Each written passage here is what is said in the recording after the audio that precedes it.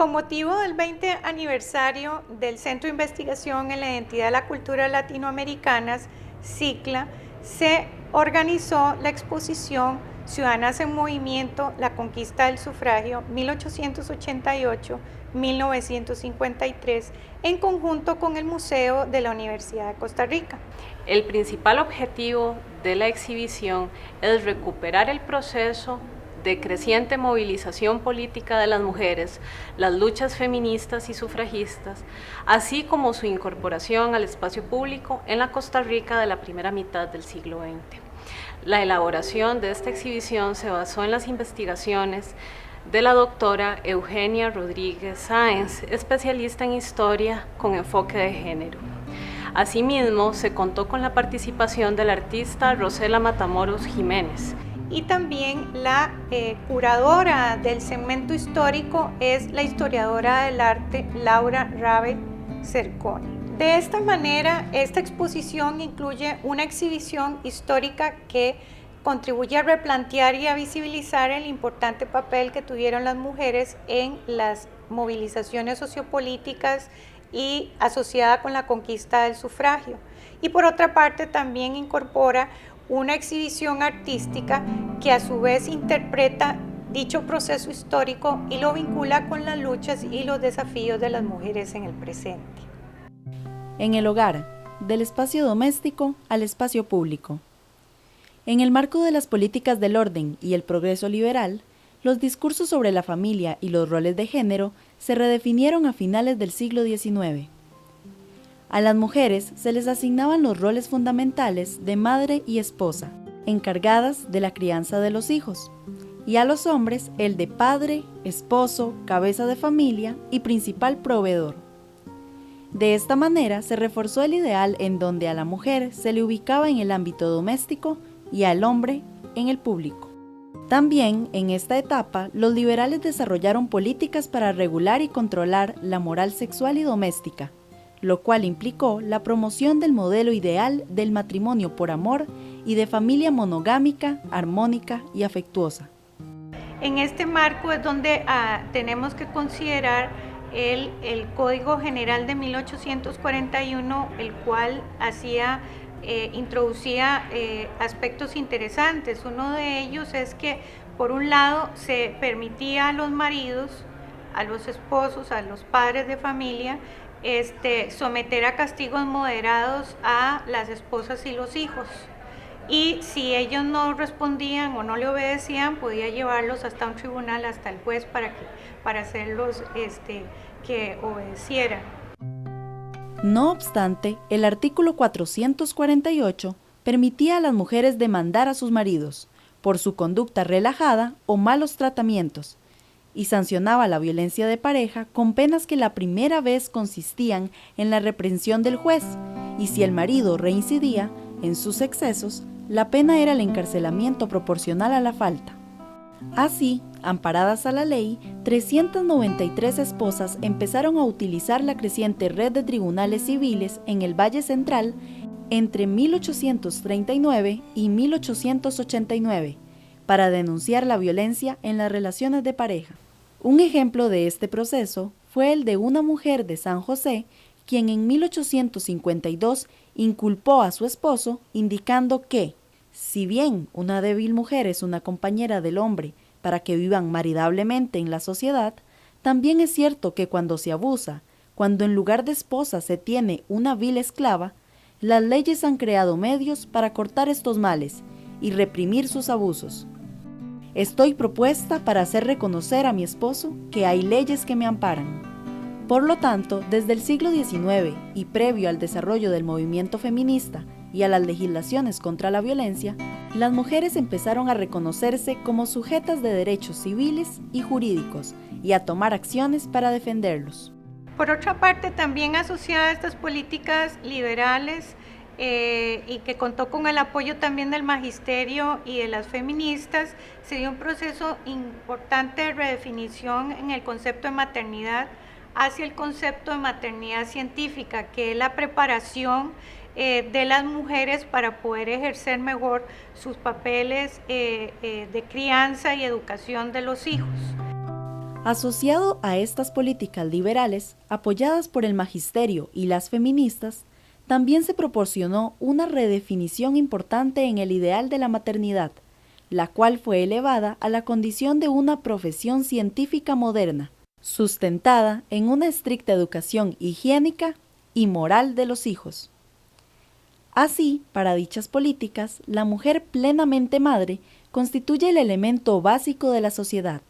Preparar mujeres para realizar esta elevada función debe ser el fin primordial de la educación pública. Por lo tanto, la maternidad científica vino a reforzar la función tradicional de las mujeres como madres. También se inventaron varias tradiciones, como el Día de la Madre, que ayudaron a legitimar la maternidad científica.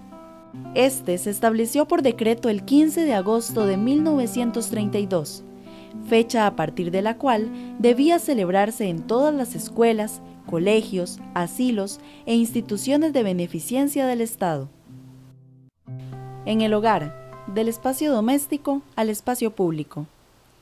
En el marco de las políticas del orden y el progreso liberal, los discursos sobre la familia y los roles de género se redefinieron a finales del siglo XIX. A las mujeres se les asignaban los roles fundamentales de madre y esposa, encargadas de la crianza de los hijos, y a los hombres el de padre, esposo, cabeza de familia y principal proveedor. De esta manera se reforzó el ideal en donde a la mujer se le ubicaba en el ámbito doméstico y al hombre en el público. También en esta etapa los liberales desarrollaron políticas para regular y controlar la moral sexual y doméstica, lo cual implicó la promoción del modelo ideal del matrimonio por amor y de familia monogámica, armónica y afectuosa. En este marco es donde tenemos que considerar el Código General de 1841, el cual introducía aspectos interesantes. Uno de ellos es que, por un lado, se permitía a los maridos, a los esposos, a los padres de familia, someter a castigos moderados a las esposas y los hijos. Y si ellos no respondían o no le obedecían, podía llevarlos hasta un tribunal, hasta el juez, para hacerlos que obedecieran. No obstante, el artículo 448 permitía a las mujeres demandar a sus maridos por su conducta relajada o malos tratamientos, y sancionaba la violencia de pareja con penas que la primera vez consistían en la reprensión del juez, y si el marido reincidía en sus excesos, la pena era el encarcelamiento proporcional a la falta. Así, amparadas a la ley, 393 esposas empezaron a utilizar la creciente red de tribunales civiles en el Valle Central entre 1839 y 1889 para denunciar la violencia en las relaciones de pareja. Un ejemplo de este proceso fue el de una mujer de San José, quien en 1852 inculpó a su esposo indicando que, si bien una débil mujer es una compañera del hombre para que vivan maridablemente en la sociedad, también es cierto que cuando se abusa, cuando en lugar de esposa se tiene una vil esclava, las leyes han creado medios para cortar estos males y reprimir sus abusos. Estoy propuesta para hacer reconocer a mi esposo que hay leyes que me amparan. Por lo tanto, desde el siglo XIX y previo al desarrollo del movimiento feminista y a las legislaciones contra la violencia, las mujeres empezaron a reconocerse como sujetas de derechos civiles y jurídicos y a tomar acciones para defenderlos. Por otra parte, también asociada a estas políticas liberales y que contó con el apoyo también del magisterio y de las feministas, se dio un proceso importante de redefinición en el concepto de maternidad hacia el concepto de maternidad científica, que es la preparación de las mujeres para poder ejercer mejor sus papeles de crianza y educación de los hijos. Asociado a estas políticas liberales, apoyadas por el magisterio y las feministas, también se proporcionó una redefinición importante en el ideal de la maternidad, la cual fue elevada a la condición de una profesión científica moderna, sustentada en una estricta educación higiénica y moral de los hijos. Así, para dichas políticas, la mujer plenamente madre constituye el elemento básico de la sociedad. Preparar mujeres para realizar esta elevada función debe ser el fin primordial de la educación pública. Por lo tanto, la maternidad científica vino a reforzar la función tradicional de las mujeres como madres. También se inventaron varias tradiciones, como el Día de la Madre, que ayudaron a legitimar la maternidad científica. Este se estableció por decreto el 15 de agosto de 1932, fecha a partir de la cual debía celebrarse en todas las escuelas, colegios, asilos e instituciones de beneficencia del Estado. Del hogar al colegio, del ámbito doméstico al educativo. Durante el siglo XIX, en el marco de la expansión del capitalismo y de la ideología del orden y del progreso liberal, la educación de las mujeres adquirió una gran importancia para la redefinición de los roles de género y para su creciente formación en el campo laboral. El eje fundamental fue el proceso de inserción creciente de las mujeres en la educación, y en particular en el Colegio de Señoritas en el año de 1888 y en la Universidad de Costa Rica en 1940. Aunque la educación reforzaba los roles tradicionales, al promover que las mujeres se desempeñaran en ocupaciones propias de su sexo, como ser maestras y enfermeras, también los subvertía, al posibilitar el acceso a otras profesiones y al difundir nuevas aspiraciones y expectativas. También en este periodo se expandió la producción literaria y periodística de las mujeres, lo que amplió su inserción en el espacio público. Del colegio a las calles, del ámbito educativo al ámbito público. Al tener las mujeres un mayor acceso a la educación, al mercado laboral y a la esfera pública, también se incrementó su participación en los movimientos sociopolíticos. Así, la conquista del sufragio fue el resultado de una larga lucha con avances y retrocesos. Entre 1890 y 1949 se presentaron 14 propuestas para aprobar el sufragio, de las cuales los diputados solo votaron 4 en 1917, 1925, 1945 y 1949. En este complejo proceso se pueden distinguir 3 grandes etapas. La primera, entre 1890 y 1910, se caracterizó por el inicio de los debates periodísticos en torno a la cuestión femenina y para equiparar los derechos sociopolíticos de las mujeres con respecto a los hombres. En la segunda etapa, entre 1910 y 1923, aumentaron los debates y se plantearon las primeras propuestas del voto femenino ante el Congreso. A partir de la década de 1910, el movimiento obrero intervino, lo cual propició una participación más visible de las mujeres en la política. Además, en 1919, las mujeres destacaron en las movilizaciones que llevaron al derrocamiento de la dictadura de Federico Tinoco. En esta etapa, Ángela Acuña sobresalió como la primera mujer que impartió conferencias y publicó artículos a favor del movimiento feminista y sufragista. Y por último, en la tercera etapa, entre 1923 y 1949, las mujeres continuaron aumentando su participación en los debates sobre el voto femenino, así como en los partidos políticos y en los movimientos en defensa de los derechos civiles y político-electorales. Durante esta etapa se organizó el movimiento feminista, con la fundación de la Liga Feminista en 1923.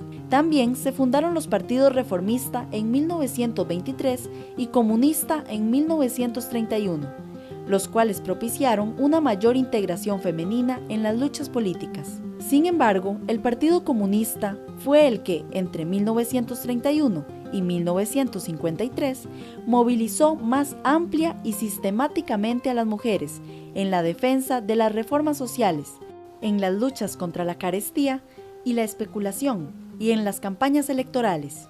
En este proceso se crearon la Unión de las Mujeres del Pueblo en 1947 y la Alianza de Mujeres Costarricenses en 1952. Los debates del sufragio. En los debates a favor del sufragio, resalta el fuerte argumento de que los incapacitados mentalmente, los criminales y las mujeres no podían votar, según lo establecía el artículo 3 de la Ley Electoral de 1913. Uno de los aspectos que interesa aquí resaltar es una fuerte crítica que se dio a la Ley Electoral de 1913. Hay que recordar que en 1913 se aprobó el voto directo, o sea, el voto universal masculino. En esta reforma es interesante acotar que también se hizo una propuesta para aprobar también una reforma de voto secreto y el voto femenino. Sin embargo, estas dos se desecharon. Es importante destacar que esta ley, además de establecer el voto directo, se constituyó en la primera que explicitaba que las mujeres no podían votar. Tal medida, sin duda, tenía por fin prevenir en el futuro la aprobación del voto femenino, en un contexto en donde se habían venido incrementando las luchas feministas y sufragistas en países como Inglaterra, Francia, España y los Estados Unidos. A este respecto, un artículo de Sara Casal, publicado en 1925, denunciaba que esas mujeres que no quieren el voto ignoran que existe una afrentosa lista en nuestra ley electoral de 1913, en la que se coloca a la mujer de último, entre los que no pueden votar, equiparándola entre los locos, incapacitados mentalmente, criminales por simples y graves delitos, enjuiciados, sordomudos, insolventes y por último, las mujeres. Ángela Acuña, presidenta de la Liga Feminista, afirmaba que la conquista del voto femenino se justificaba como un instrumento fundamental, ya que la emancipación familiar, intelectual, civil y económica no podrían conseguirse fácilmente sin haber antes obtenido la política. Si cierto es que aquellas llegarían por medio del voto, este debía perfeccionar la última. Además, Acuña enfatizaba que, en esta lucha sufragista, pese a la gran oposición masculina y femenina, el trabajo ha sido y debe ser conjunto entre los sexos. Así, a nuestras feministas no podrá jamás decírseles que han pretendido separarse de los hombres. Las mujeres, que con todo empeño han trabajado por su mejoramiento, jamás pensaron en un divorcio de los sexos. La acción es espontáneamente conjunta. Cada uno sigue un impulso para formar el todo armónico en este coro sublime de la existencia. Para los opositores al voto femenino, la participación política de la mujer y el feminismo eran visualizados como un símbolo de degradación de la feminidad, ya que se creía que al ingresar la mujer al mundo político, le robaría al hombre sus puestos en el trabajo y el poder en el hogar. También consideraban que la política era un ámbito vulgar y violento, y por lo tanto no adecuado para las mujeres. Un ejemplo de esta posición se resume en el artículo Triunfará el feminismo, publicado en 1923, en el cual se expresaba que, en la balanza de las sociedades, cuando los hombres bajan, las mujeres suben, o mejor dicho, cuando los hombres se degradan, las mujeres empiezan a ocupar los puestos que ellos dejan vacantes. Nada partidario que soy de la lucha estéril por el triunfo del tal feminismo. Sin embargo, yo opino que la mujer es verdaderamente hermosa cuando en su hogar pespunta un par de medias teniendo en su regazo un muchacho bien colorado, cachetón y regordete. Aunque los hombres se encuentran entre los mayores opositores, también lo eran las mujeres como Carmen Lira, quien planteaba en su artículo del llamamiento a las mujeres de la clase trabajadora, publicado en 1932, que para las mujeres trabajadoras el voto y el feminismo no eran opciones viables, ya que el voto marginaba a la mayoría de las mujeres trabajadoras del proceso electoral. Para Carmen Lira, eso no tenía ningún sentido porque la mayor parte de las mujeres no tenían acceso a la educación, entonces pues el voto solo iba a beneficiar a las mujeres que tenían cierto nivel educativo y que estas mujeres que tenían mayor nivel educativo, en todo caso, eventualmente podían beneficiar su voto más a los liberales, a las fuerzas políticas tradicionales. Para las mujeres, la opción estaba en el comunismo y no en el feminismo, ya que este era un absurdo porque promovía la división y la confrontación entre hombres y mujeres. Así, en su llamado a las mujeres trabajadoras, Lira propuso: hay que empeñarse con todas las fuerzas por cambiar este estado de cosas. No vale la pena trabajar por conseguir el voto de la mujer. Las mujeres de la clase trabajadora del mundo entero debemos esforzarnos por derrumbar la podrida estructura económica de la sociedad sociedad capitalista y no por sostenerla. Eso del feminismo es un absurdo. ¿Por qué las mujeres han de formar un grupo aparte y colocarse en actitud hostil ante los hombres?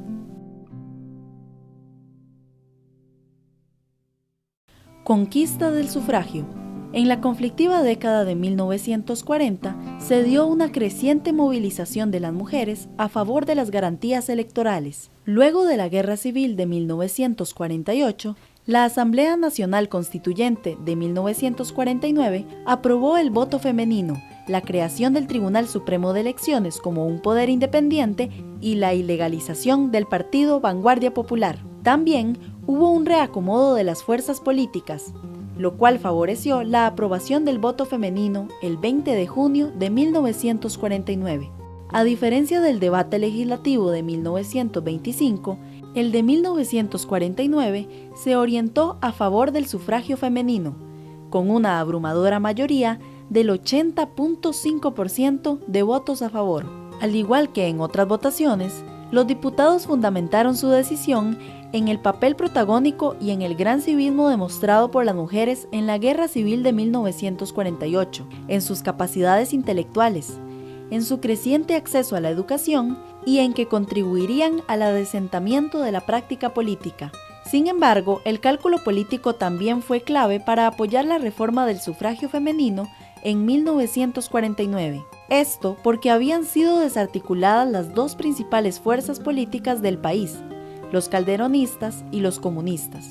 Así, los zulatistas y figueristas, vencedores de la Guerra Civil, apoyaron la aprobación del voto, porque no tenían la presión de las próximas elecciones en 1953, y porque contaban con que podía jugar a su favor aumentar el tamaño del electorado con la inclusión de las mujeres. A este respecto, Ángela Acuña sostuvo en 1954 que el presidente Figueres ganó las elecciones de 1953 con muchos votos de las mujeres, porque él apoyó la reforma. Así, las mujeres ejercieron por primera vez el sufragio en unas votaciones locales el 30 de julio de 1950 y en las elecciones nacionales del 26 de julio de 1953, en las cuales fueron electas las primeras 5 regidoras y las 3 primeras diputadas, María Teresa Obregón, Ana Rosa Chacón y Estela Quesada, todas del Partido de Liberación Nacional. Sin embargo, para Ángela Acuña, con la conquista del sufragio femenino,